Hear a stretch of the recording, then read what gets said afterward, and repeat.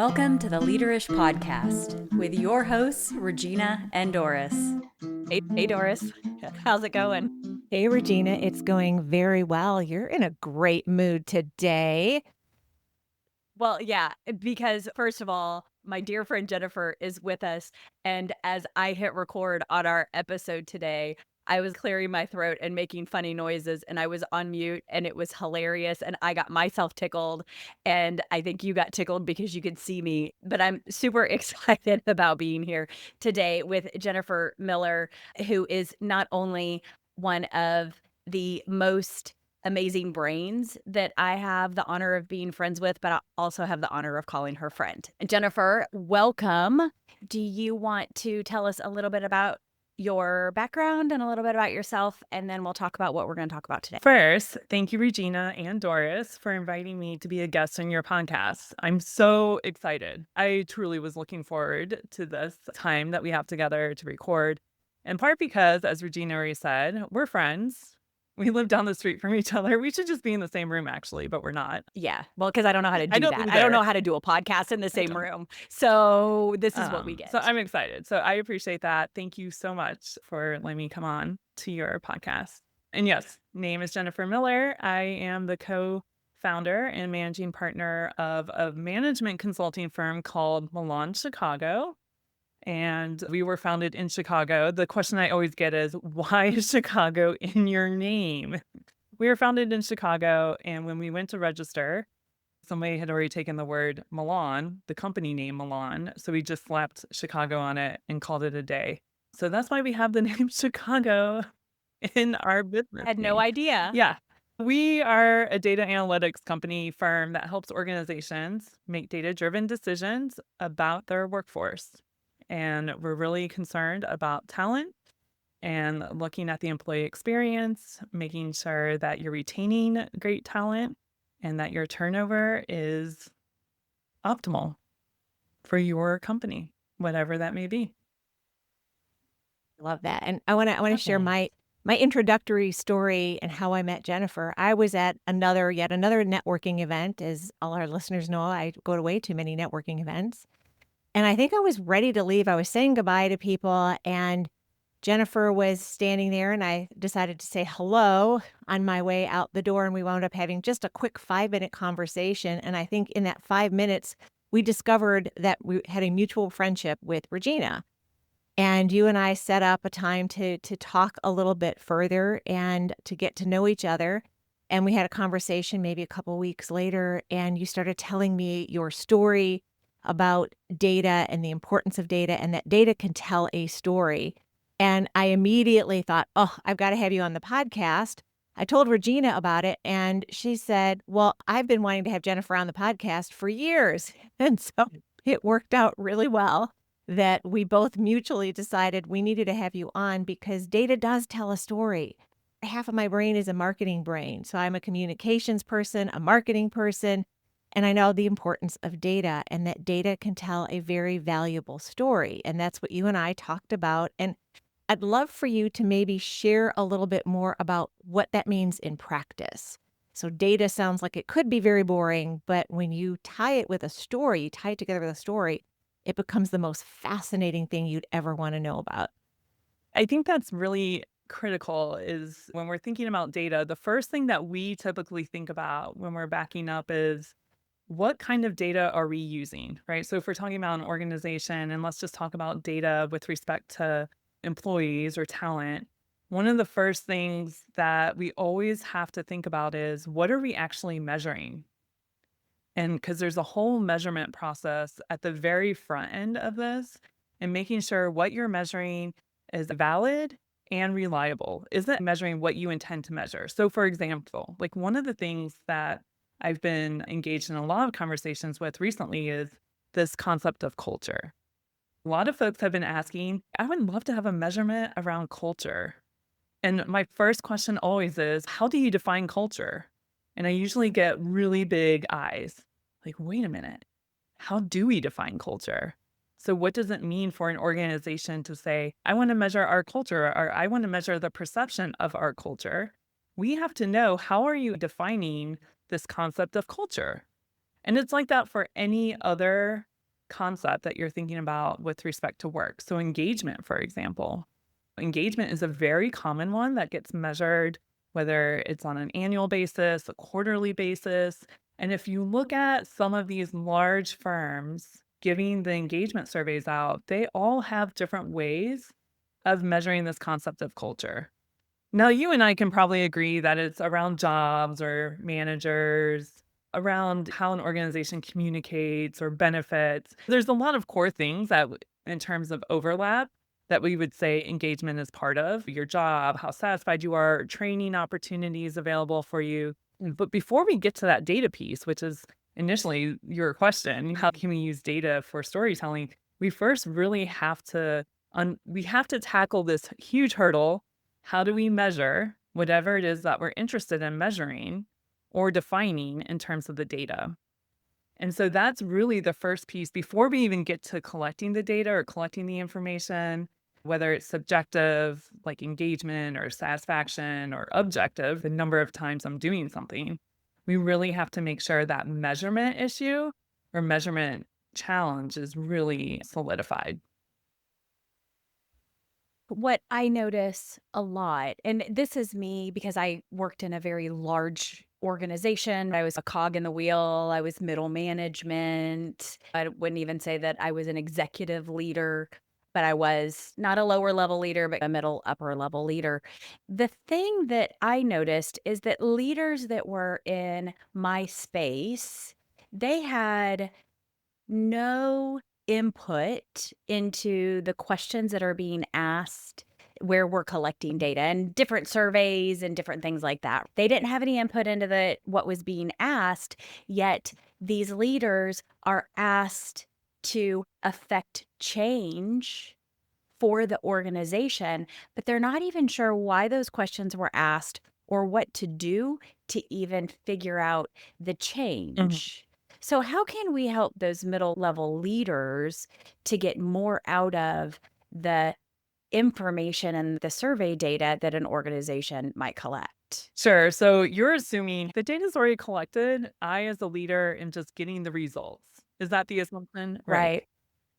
I think that's the assumption for most of our listeners. Oh, we took this survey. I don't even know where it came from. And now I'm being asked to take action on it, or I have to do something about these low scores or support these high scores or whatever that looks Sure. like. And so let's say we're already past that design phase and measurement definition, how we're actually defining whatever the measurement is, and we have the information, Sure. the data collected. And really, there's a couple of different ways that can proceed. One of the things that I hope is going on is that when you get these scores back, let's just take an engagement survey. If you're getting the engagement survey, a lot of times those results will be presented at the organizational level. Here's how your organization is doing, whatever that looks like, however that was measured. And here are some of the domains. So here's how folks feel about their job, or here's how they feel about training and development. And one Yep. of the things we try to collect are some of these job characteristics. So, how many years have you been working at the organization? Which functional area are you in? Are you in HR? Are you in the law? Are you in operations, marketing, whatever the case may be? Sure. And a lot of times, if it's a large organization, those results can actually be examined with respect to an area. And so let's say we're going to look at just the marketing area and see what their engagement scores look like. And one of the challenges with that, of course, at least some of the principles that we have in place for our firm, is that you have to have so many people in that area in order to look at those results. So let's just take law, for example, because that's a really common one where we only need 5 people in the area of law. Let's say you only have 2 individuals that participate in the survey. Because there aren't enough individuals, we actually wouldn't give law their own scores, right? Which is really challenging for Yeah. a leader if they're in that area, because then they have to look at the entire organization. But if you are in an area where maybe you have enough individuals that you can get the results for whether it's your own team or your own department or own area, I think there's a couple of questions that you want to look at or that you want to ask yourself. And first, it's really looking at, okay, where does my team stand in relation to everyone else across the organization? Is that higher? Is that lower? Is it the same? And I think you can benchmark within your organization to really start to understand, is this an area of opportunity? Is this something that I need to improve on, for example, within my team?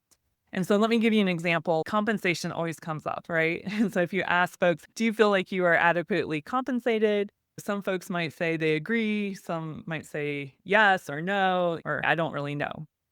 And so if you have a particular team, if you're looking at just the team results, for example, and you compare that with the entire organization, and it's about the same, right? They all have similar perceptions of that, then that might be something that you need to work at the organizational level, right? Because that's not necessarily something that you can tackle at the team level. And so I Right. think it's important for leaders to look at the results in relation to their own team and other ways within the organization to see, is this something I should take care of for my own team? Or is it something that is more at the organizational level? And so things that we commonly see within a team are things like my leader doesn't give me feedback on a regular basis. That's something definitely Yeah. that the leader can act upon, something that they're in control of, right? But something like compensation or benefits, that's more at the organizational level. There were a number of things that I wanted to unpack with everything you just said. And I was involved in doing an employee survey at an organization where I worked, and I was able to help out select the questions that we wanted to ask and to group the employees because it was a smaller organization. And we knew that they had to have at least, and I don't remember the exact number, it might have been 5 or 6 people in that particular section. And there were some sections we knew there were only 1 or 2. And that was important not to only use the answers from that 1 or 2 person group because number 1, from a confidentiality standpoint, they might not be honest about answering those questions if they thought they're going to know that I answered those questions based on the answers that I provided. So I can't answer honestly because they're going to know who I am. And so I think it's important when you go into a survey like that you make sure the employees understand this is 100% confidential. And your personal answers, even if you write a sentence out, they won't know that it's you unless you say, I'm Doris and I'm answering it this way. Then they might know it's you. But if you answer it confidentially or you answer it in a very generic way, they shouldn't know that it's you. And if you have a small enough group, then you want to maybe lump them together. So you mentioned legal. You're right. In a lot of organizations, the legal department is going to have 1 or 2 people. And the finance group might only have 1 or 2 people. Okay, perhaps we lump legal and finance together so that we can come up with a group of 5 people. So I think it's important that our listeners understand that these surveys are taken in confidentiality so that people can answer honestly. I think one thing that I do want to add is this notion between how do you communicate this to the employees? And so you mentioned confidential. And one of the things that we talk to folks about is, do you want this to be anonymous too? Because the feedback that I hear from the workforce is, I'm concerned that maybe it's confidential, but it's not anonymous. And so I just don't feel comfortable because if my name can be tied to the results or to how I answer in the survey, then I just don't feel like I can be honest and transparent because I'm worried about what actions will they take on me. One of the reasons why folks use vendors is to be both confidential and also anonymous so that it's not even tied to anything in the organization's HR system or anything that can be tied back to an employee. And so it's one thing. So those are things just to think about and to consider if you're embarking on the survey initiatives in your organization.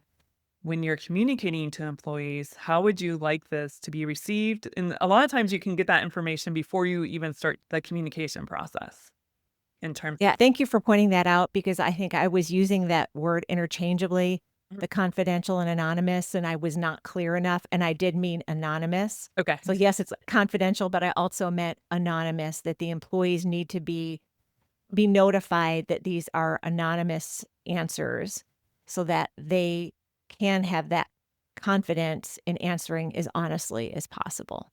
So thank you for clarifying that. I have seen situations where they don't want it to be anonymous. So, for example, if you're looking at the employee's experience within an organization and you are really interested in looking and gathering information across the year and so maybe there's a survey after onboarding, maybe there's a survey quarterly, and they want to track how you feel in your responses and what that predicts, whether that's in terms of performance or retention.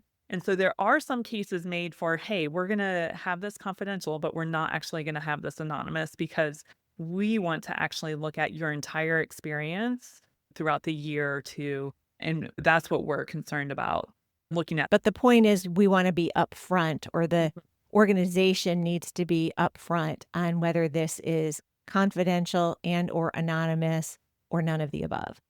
Completely agree. And I think that's a really great point, Doris. Mm-hmm. So when we get this data typically, and I know that you focus mainly in the HR space, right? The people analytics space and really understanding the workforce better. What kinds of data can we use to tell the story of our organization through our people?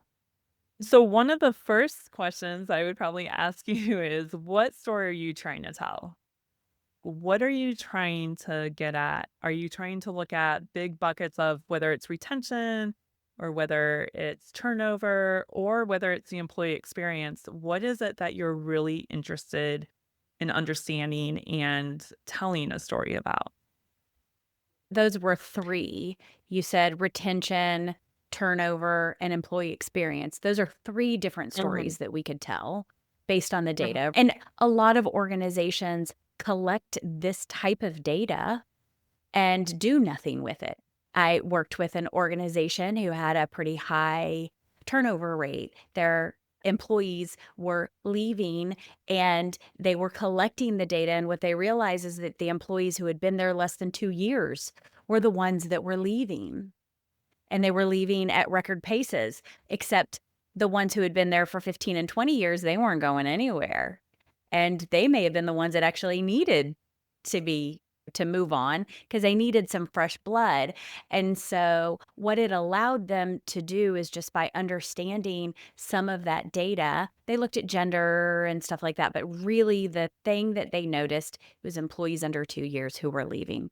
And what that does is it helps them target what happens in those first 2 years. So now they can look at digging in with those employees who are new to figure out how to adjust their experience so that hopefully they'll stay around a little bit longer than just 2 years. It's costly to replace employees every 2 years, right? Sure. And I think one of the things that we would want to do is dig in a little bit more. Why are they, and you alluded to this, Regina, is why are they leaving within 2 years? Yeah, Right. And that's right. so, and we always get asked, what are methodologies that you can use to really try and understand that? Because now we're doing more of a retrospective approach, right? So they've left.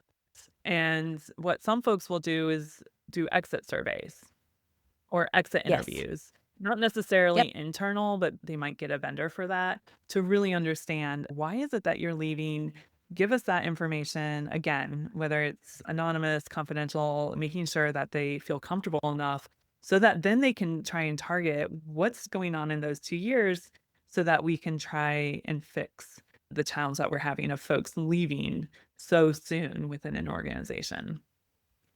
Regina, you said something else, though, that was really interesting. You said we're not necessarily using the data. And Jen, you and I had this discussion as well, that so often organizations want to know an answer. They get the answer. They don't like the answer, and they do nothing with the data in order to fix what's wrong with the organization. Can you talk a little bit about that and how often it happens and what leaders can do differently to use the data to make a positive change in the organization? Yeah. So Good one, Doris. thanks for that reminder, Doris, because we did have that conversation. And so first I want to just recognize and acknowledge the fact that no one likes bad news, including the three of us. No, No. I don't like Oh. it. Like, We don't. who wants to hear bad news? No one. And so oftentimes when we deliver some maybe unfavorable news to leaders, they really internalize that and they take it personally that it is their fault that the employees feel this way. And if you And it might be their fault. of course, it might be their fault. But if you think about, I'm delivering this news to somebody, and when you get bad news, how do you process that information? What do you think about? And what's your initial reaction? Is your initial reaction, how can we help and change this so that we can turn it around? Or is it, wait a minute, you start to become really defensive? A lot of times it's Yes. blame. Yeah. That is our Right. initial reaction. It's blame and pointing Right. fingers and trying to get the spotlight off Right. of us. It's not my fault. It's because this other leader Yeah. told me to do something, or it's from the top, or that poor C level. They're always getting blamed for a lot of stuff. That's the initial thing is reaction is that, wait a minute, I either feel bad, I don't want to hear this, or it's somebody else's fault. And so it's hard. Once we overcome that hurdle and here are opportunities, if we frame it in terms of opportunities, how lucky are you that the employees told you this is something that you need to fix? So if you turn it around, that your employees feel comfortable enough that they're willing to give you this feedback. And really, what employees are looking for is for you to listen and for you to communicate, I heard you. I see the results, and this is what we're going to do. Now, one of the things to acknowledge is you can't do everything within the first 30 days of a survey or getting the results. And there might be limitations to what you can actually do. So, resources, maybe some things cost a lot of money, or it's just not in the budget right now, or we can't build out a whole new cafeteria. We don't have the space for that. There's just serious limitations. But if you communicate with the employees, these are things that we can actually work on. And this is what you can expect from us. And you communicate that out to them. So that's more of a conversation as opposed to, I'm just going to have you do the survey and then I'm going to put the results in a drawer because I don't like what they said. That's going to impact what happens the next time you want to collect information from the employees. And it is hard, but it's an ongoing conversation about how to use that information. Yeah, and you said something important, communication. So even if the answer is no, a lot of times the employees are okay with being told, no, we can't build this cafeteria right now. We know that you want better food options, and here's why we can't do it right now. We appreciate that you shared this with us, and we will put this as a future consideration as this organization grows, that we can build a better cafeteria maybe 5 years down the road. But thank you for sharing that. Continue to provide that type of feedback to us because we want to hear it. And here's why we can't do it right now. And I think employees appreciate that so much, even if the answer is no.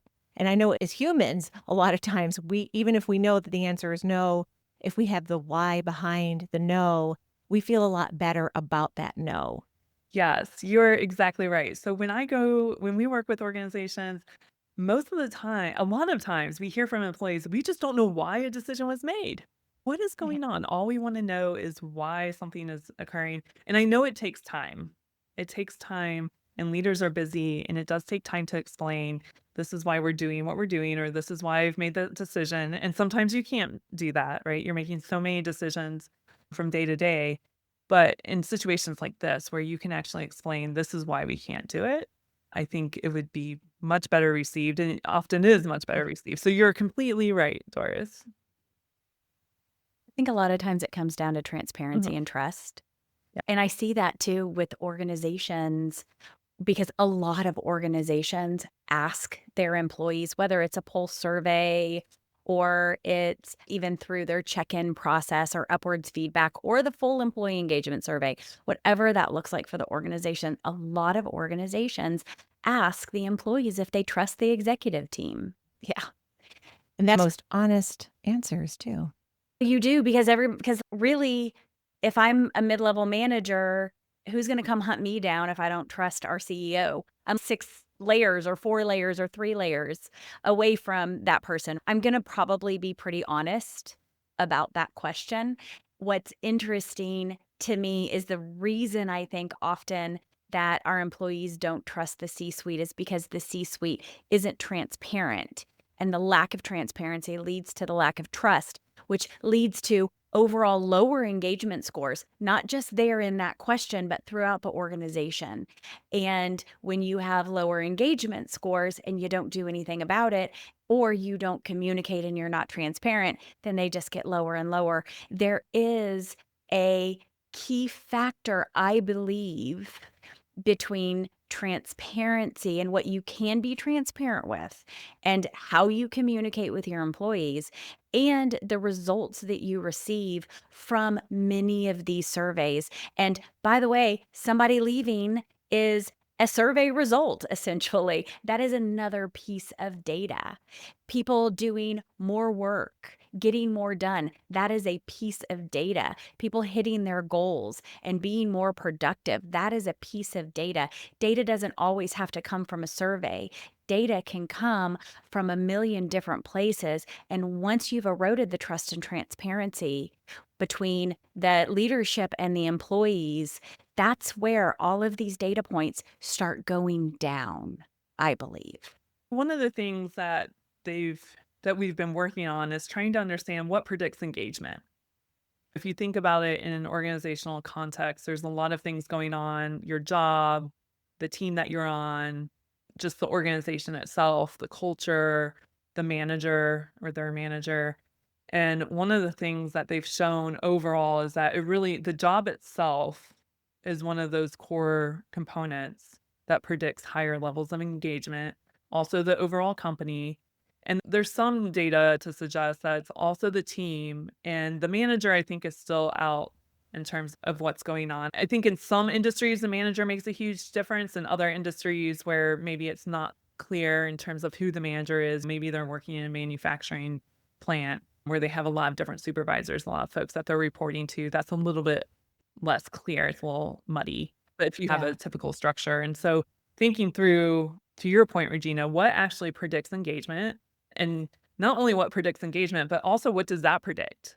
And so starting to bring in performance, for example. So whether those are performance ratings by the manager, whether that's some sort of objective output that you can actually measure. So for example, if you're in a plant, I'm producing so many widgets, that's something that I can count. It's not necessarily subjective in terms of your overall performance, but starting to think through even things like attendance, the number of days that you call and that you can't be in the office. Yeah. So that's going to impact your overall wellness and health. And so there's a lot of ways that you can start to combine and look at other sources of data beyond just participation on a survey, like you had mentioned. And you can start to see what's that overall picture and how we're looking at turnover, retention, performance, productivity. Productivity is going to be huge and really important to the C-level. And that's something that they're going to be really interested in. HR folks might be more concerned about retention and turnover. But I think there's a lot of things that you can't, back to your point, Regina, there's a lot of things that we can measure and that we can collect, and we can start to build what we call these models to see what the impacts of all of this truly are. You're talking about, like, we've got all these different pockets of data. How do you pull all of that information together to tell the full story instead of just the retention story or the attrition story that I spoke of, Yeah. right? Or the engagement story that I spoke of, but instead telling a holistic employee story for an organization based on all the data, not just little pockets, where I think is where most organizations get it wrong, is they focus on one data point instead of the overall big picture. And again, your mind, it just amazes me. What does this data tell us? And then what does that data tell us? And what does this data tell us? And then how do we get here? And what does that mean? And where did that come from? The curiosity that you come to the table with is just unbelievable. And you think in ways that I never think to think. I do think in more small pockets of information. And you always open up my brain to how different things stitch together and come together. And what's the question behind the question? And how can you dig deeper and deeper and deeper? Thank you for that. I really appreciate it. And You're way too kind. as you can Can't tell, stop you. no, you can tell I just have this huge aha moment because I was coming at this as bits of information that you collect and telling stories about the bits. And then you just, in some magical way, brought it all together. Well, you got to put those bits together to tell the full story. Yeah, and it's a You I can't think just tell a bit of a story. I think this might segue really nicely into my next question, because the next question I was going to ask was about your background, Jen, and that it's on psychological science. And I think some of this has to do with your background and your passion on psychology and psychological science. And maybe you can talk a little bit about that passion and how that all comes together to create this bigger story, and then how organizations can use that bigger story to strategically make some shifts in the organization to improve employee engagement on a more holistic basis. Yeah, so first I want to thank you, Regina. You're way too kind to Um, Doris's question. I was very fortunate and went to graduate school at Indiana University. I received my doctorate in the Department of Psychological and Brain Sciences. My concentration was in learning and communication. And at the same time, this going through the economic crash, my advisors recommended that I also get a master's in statistics. Part of this had to do with some of the research I was interested in. I was really fascinated by social interactions and how that could impact vocal learning. And this was in birds, if you can imagine. So I know this is random, but we studied the birds in aviaries. So if you think about a football field, in a quarter of the football field, we had this large aviary, and we would have flocks in all the aviaries, and we would gather data, and then we had to do something with these social interactions. And one of the best ways to analyze bird data is using network science. So network analyses. Remember back in the old days when we had Facebook and there was this little app where you could see how you were connected to folks and how folks were connected to the folks you were connected to, and you could see this entire network, and it was complex and it was fun because I could see, oh, I'm connected to Regina, and Regina actually knows somebody in my family 5 states away. Of And Kevin Kevin Bacon. Bacon. Yeah. Yes. Exactly at the same time. That was hilarious. And Kevin Bacon. Yes. I'm sorry. But Go we ahead, did this with Jennifer. birds, okay? So if you can imagine, not Kevin Bacon and humans, but with birds. When they suggested that, I thought, I'll go off to the stats department and see what they have. And I was really fortunate because at the time, Stan Wasserman, who is one of the fathers of network science, started a statistics department at Indiana University. And as part of the department, he also decided to have a master's degree that you could do while you were earning your doctorate. And so I decided to jump on that bandwagon and just try to get this master's in statistics, and chipped away every year I was there for the doctorate. I would just take a class or two so that it could be added to the statistics degree. And lo and behold, by the time I finished out the dissertation, I also had the master's in statistics. And I ended up combining psychology and statistics. I got a faculty job at the Illinois Institute of Technology in Chicago, which is how I got up to Chicago after Bloomington. And then after I received tenure, I decided to start this firm. And we essentially combine psychology and analytics to help organizations. The other co-founder, Ron Landis, he also has a PhD in psychology, but his concentration is in an area of psychology called industrial organizational psychology. And what this is essentially studying human behavior at work. We decided to start this firm, and we help all kinds of organizations, nonprofits, for-profit. We do a lot of community work as well.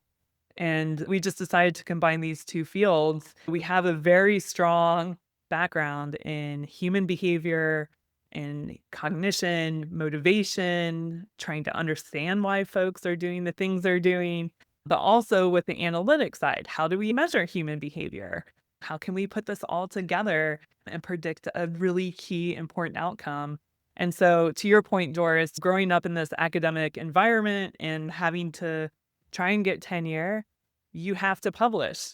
a lot of articles. And so it's part of that mindset, that research mindset that we really bring into the firm, and that is the foundation of our firm, is always using the scientific method, process, and a lot of the projects that we're doing with organizations. But you left out the bird. I didn't leave out the birds. I think that is really important information to bring to the table, that also if you need help with birds, you Please guys go. are there too. It's just, yeah, it's quite Yeah, fascinating. so I had amazing Wow. advisors in graduate school, and they were, in terms of their research careers, they were really one of the first ones to demonstrate the impact of social interactions on vocal learning in cowbirds. And if anyone is a birder out there, they know Did you say cowbirds? cowbirds, they don't raise Oh. their own young. So they're very fascinating just from a developmental standpoint, because they don't raise their own young, and they lay their eggs in other birds' nests, and then those birds raise the cowbird. Wait, is it cowbirds that are other cowbirds raising them, or is it like a sparrow and a Yeah, robin sparrows, are robins, cardinals. whatever? Stop it, really? Fascinating. And you might be wondering, why don't they just eject the cowbird out of the nest? I am wondering And our that. response is, what's the probability that is not your nestling? That didn't come from you, because all nestlings sort of look the same. All baby birds look the Oh, same yeah. when they Yeah. hatch. The eggs may look different. It's really interesting because they've done other studies where they've shown that cowbirds will actually lay their eggs in other birds' nests that are slightly smaller, so that their young will have a better chance of survival, because the birds will feed the bigger nestlings, because they're Oh, wow. survive. No way. Okay, Oh. this reminds me of the book, Have You Seen My Mother? Yes. This is it is a children's book. It's like a board book that I used to read to my kids. I I wanna say it's remember Dr. that. Seuss, but I don't think Yes. it's No, Dr. it's not Seuss. Dr. Seuss, but I do But it's remember in that that same book. vein. Yeah. It's through his publishing company, but he didn't write it. And it's a little bird that goes around to the cow. Interesting that we're talking about cowbirds. Are you my mother? You're not my mother. Not have you seen my mother? It's Are You My Mother? I'm Not Your Mother. I'm Not Your Mother, I think is the name of the book. Anyway, that is like all I'm thinking about right now. Are you my mother? No, I'm not your mother. I'm a cow. Yeah, so my advisors actually had an infant lab too, because there's similar mechanisms in terms of how babies and birds learn their vocalizations. And so that Wait, so they just kept babies in a lab? stop it. I think there's something fundamentally wrong with this, Jennifer. No, we Regina, parents and silly. babies would come to the lab. Got it. You Okay. got this. Okay. You got this. Okay. That's the background that I'm coming from and bringing the Fascinating. Love it. Oh to my the gosh, firm. I love it. Yeah. Okay, we could go for a whole nother Yeah, I was like, hour, this is off. I'm sorry, I'm derailing. which is amazing because that's when it gets the best. I'm pretty sure of that. 99% of the time, it gets the best when it's completely off topic. Cowbirds, bird networking, and have you met my mother? Or how do you know my mother? Or whatever the whole thing is. I don't know. There has been so much ground covered here. I had my big aha moment, which everyone got to experience. Doris, what was your big aha moment from today's episode? I loved hearing the psychological background, and I am so impressed that you got your doctorate and your master's, and we should have been calling you Dr. Jennifer the entire time. He won't I let won't you. let you. Doris or Well- Regina already knows this. I don't go by Dr. Miller. But I'm just so impressed with your background and all of the work and the studies that you've done. And I think that's my aha moment, is just learning everything. I want to learn more of your background and everything that you know. I loved hearing from you and learning from you today. All right, folks, that's about all we have time for today. Jennifer Miller, thank you so much for being here with us. We have loved talking to you about just about everything that we could think about today. As you're listening today, we would love to hear from you and we'd love to talk to you. All of our links can be found in the show notes. Please reach out to us. You can follow us on this journey as we delve into all things leadership. We also love a review. You can review us On YouTube, make sure you like and subscribe to YouTube to get our latest episodes delivered to you. You can also find us wherever you get your podcasts in audio form. And we'd love a 5-star review through there, whether it's Apple Podcast or Spotify or wherever you get your podcasts. And if you're interested in being a guest, send us an engaging topic to leaderishpodcast@gmail.com, and we'll get back to you and chat with you. We love having guests. So with that, I will say cheers. Cheers.